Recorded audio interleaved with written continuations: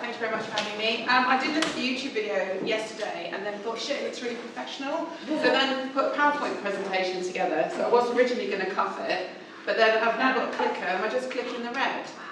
Yes, I think so. Okay.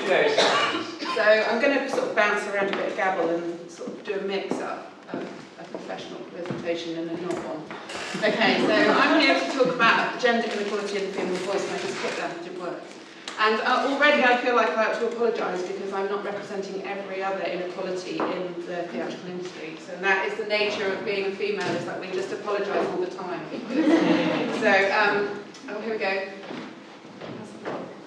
Yay, that's me. Okay, I'm Clare Macnaughton.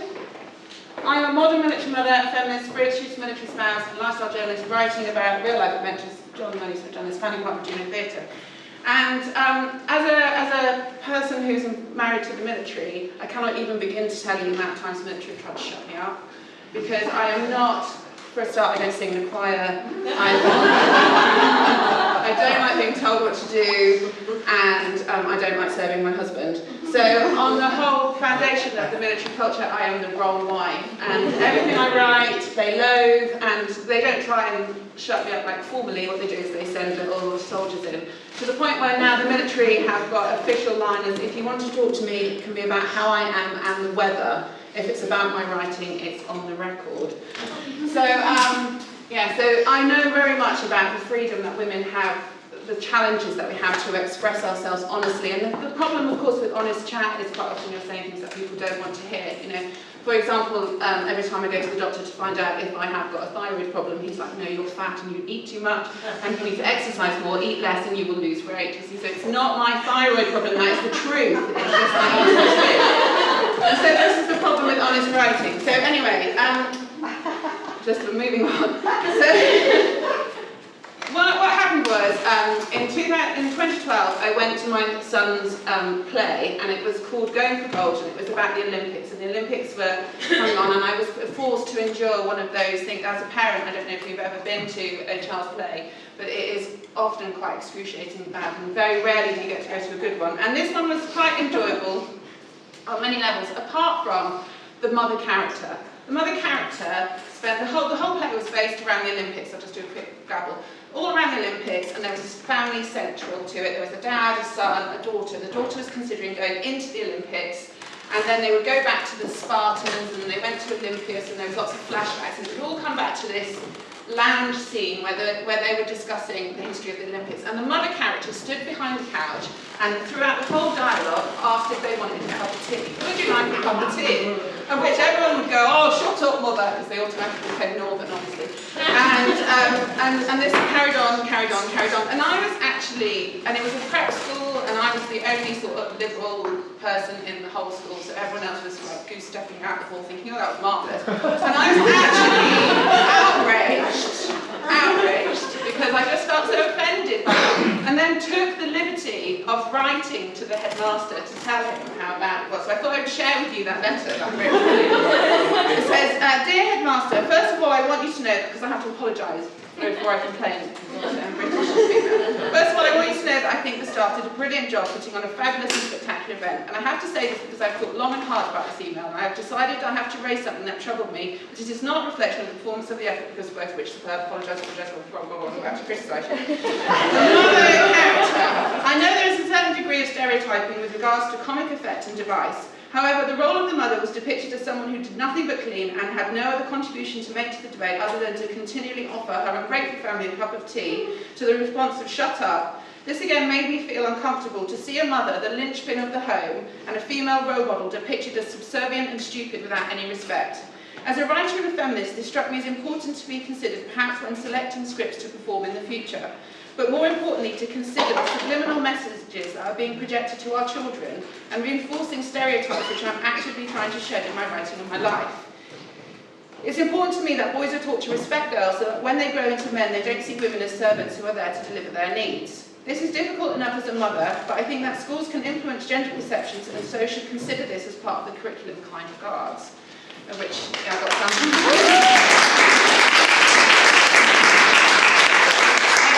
In the state school. So, anyway, where am I? Oh yeah, so that was my sort finish, I think that was my sort of awakening about gender perceptions in theatre. And obviously it took a terrible school plagiarism. Right, let me press the button again.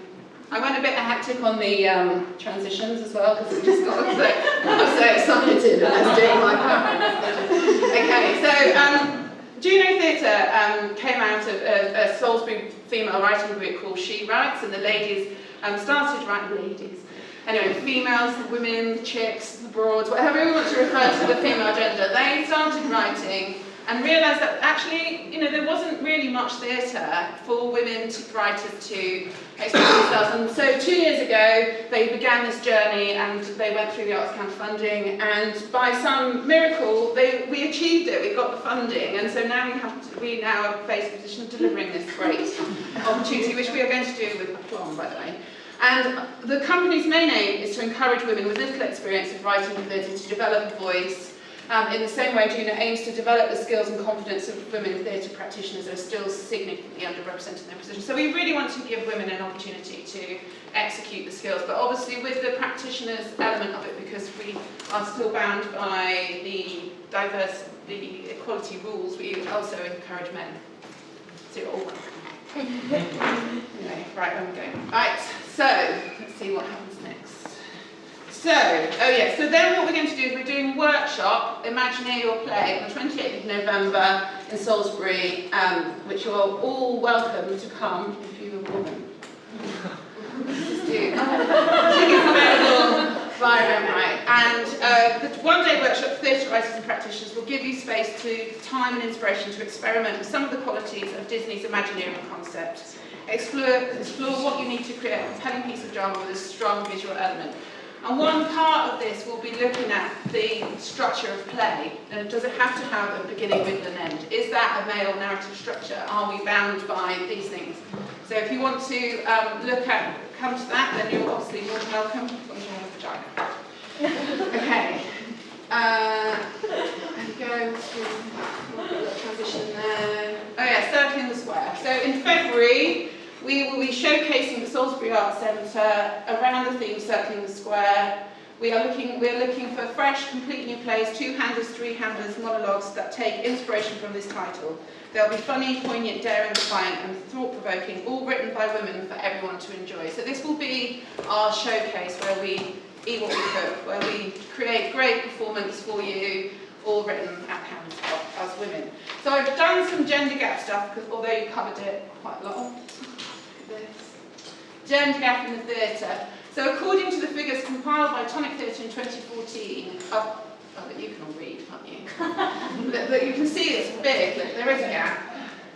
And women are actually, there's quite a broad mix here, but we are still sort of a bit girl heavy, aren't we? But it's still, women are just not fully represented in the bigger roles.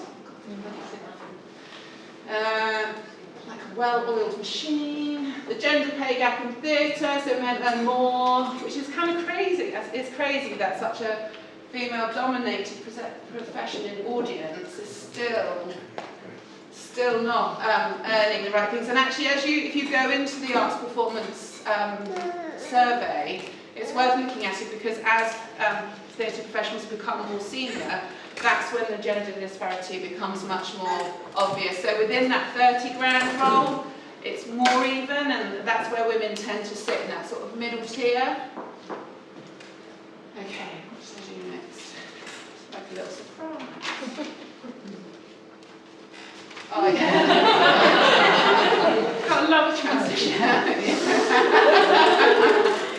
Yeah, I mean, again, I know that I'm speaking to the choir, because you wouldn't be here if you didn't already feel very strongly about it, but the professional test obviously is the test, and actually that's a really old test as well. It's 20 years old, and also it doesn't really look at how we create better roles, better films for theatre.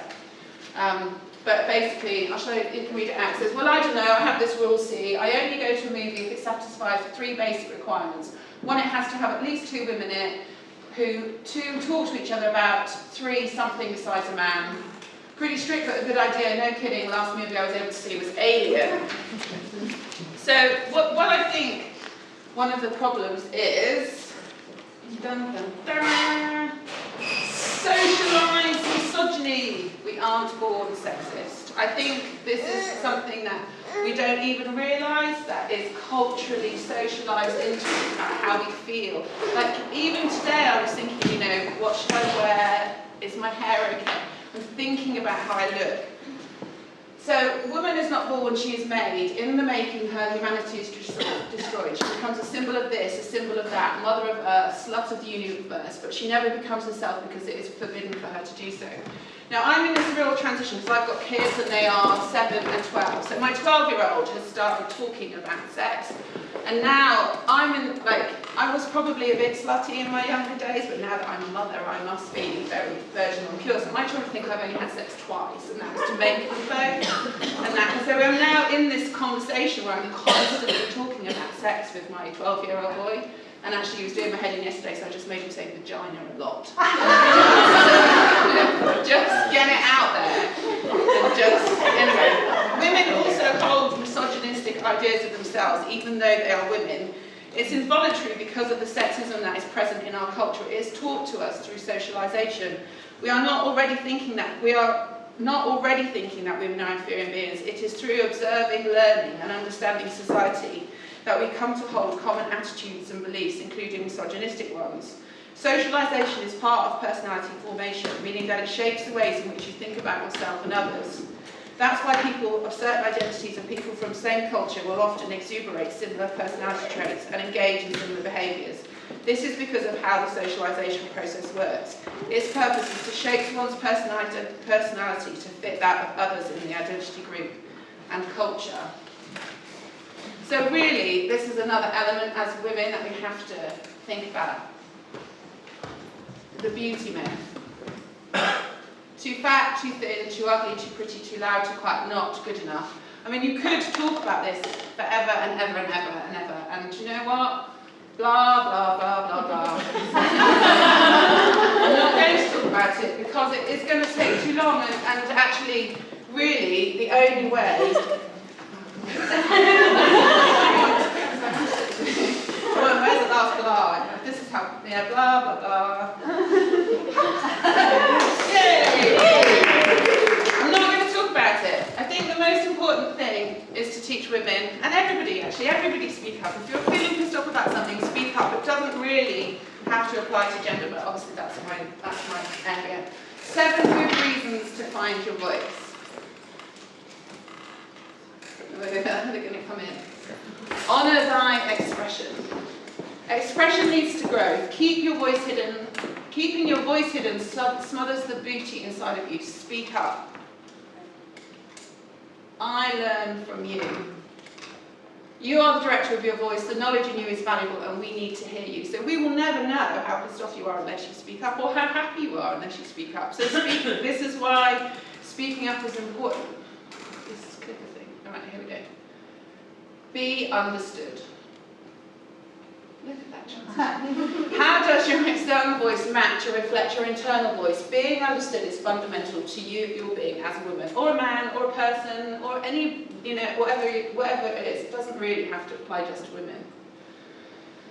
Unpeel new ideas. Oh, here we go. I got really carried away with the transition. Your voice helps in achieving your goals. Find perspectives that belong to you, are new to you, and challenge you, are central to your personal growth. So writing and speaking and expressing yourself really, so I can meet you. Your voice is unique, none other like it. Your voice is a reflection of you. Once you know who you are, share yourself with me so I can know you. Unless we speak, we cannot be heard. That is key. Join the conversation. Use your voice to influence the conversation. Make your opinions heard. The power of your voice is real. And I think this is really true. And I have fought a lot. I fight a lot. I've been trolled. People have tried to shut me up constantly, and yet here I am still talking. Breathe life into your voice. Okay. The first steps in finding your voice may be awkward. In fact, it may be terrifying. It's like searching for buried treasure. Only when you dig, you find gold. Only then will you feel alive. So only when you truly express how you genuinely feel will you begin to feel your integral self again. And it is really hard. It's actually a really hard journey. And actually, I started blogging in 2010, and I've learned a lot about self-expression. And it's quite bold being able to express yourself without someone editing you as well, because then you can say what you want, which has something else. And finally, I think, do it for our daughters. When we discover, open up and share our voice and it is heard, just like our mothers did before us, we pay it forward. And I think that's really important. We must lead by example. Just to some extent by saying the word vagina to my son and making him saying it, it's not a bad word. Why can't we talk openly about these things? And I watched Suffragette last week, the film, and I thought it was an incredible film. Maybe, I don't know, I'm not a film critic and I know that there's been lots of blah blah blah about it, but ultimately the problems that those women pioneered for us not to face was incredible. So I think on many levels everyone should watch it just for that. And if you, oh yes, so choose to find your voice, fight for it, you won't regret it. So be heard. There we go. And obviously self-promoting all that I am. Find my voice. Amazon, and Kindle paperback, or even audio under Tales from the Domestic Front Line. Twitter, you can find me at here. Facebook, and then website, Mother. So if you want to hear me ranting about how annoying my children and my husband are, that's where I am. And also find Juno Theatre. So we are looking for everyone to be involved. So we've got a website, find Juno Theatre, at Juno Theatre on Twitter, Facebook Juno Theatre, and our website junotheatre.co.uk. So yeah, if you're wanting to join us on our creative days, we've got 4 more creative days coming next year. The next one's on the 28th of November. Come see our showcase in Salisbury, and it's a bit of a long way because it's quite far for you Bath people, but it's not that far. There's actually a direct train. It doesn't take very long. You can get a bus.